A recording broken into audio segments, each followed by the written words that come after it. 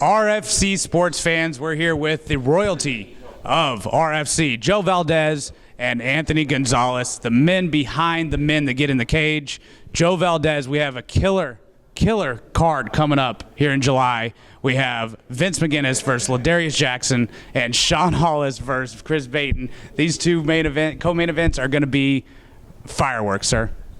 Yeah, very excited. I say that all the time, but I really am. You know, grappler versus striker against Vince McGinnis. Pulled it out last time. This time it's for Florida State lightweight title, and it's also 5 rounds, Nick. Normally we go for 3 rounds. Both guys asked me for 5 rounds, and they're going to get it. Vince McGinnis was so impressive in his last fight. He finished a really tough opponent with a body shot, and it really put himself on the center stage. Ladarius is on a tear, doesn't lose. Both these guys are destined for just fireworks. Mr. Gonzalez, you have been a longtime sponsor for the RFC.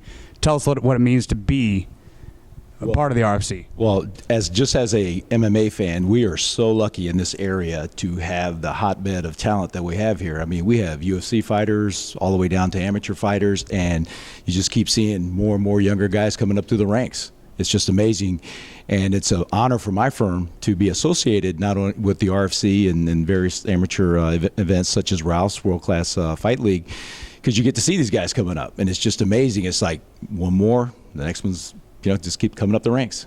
Speaking of coming up the ranks, we have Brandon Superman Lewis making his pro debut on this card. And, we had Gian Herrera come through, who's now fighting in the UFC. And Brandon looks like he's going to be taking up the mantle for that weight class.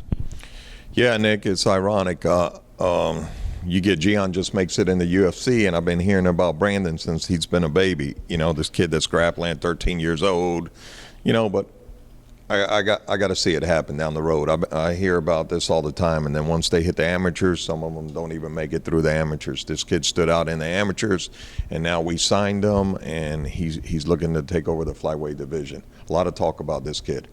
Absolutely, very exciting fighter. Anthony, we have a co-main event of Chris Baton versus Sean Hollis. 2 big, strong strikers. There's no other way to say it, but this one is going to be live. You better be in your seat when the fight starts, because I know, Joe says 5 rounds, but I have a feeling this one won't go that far.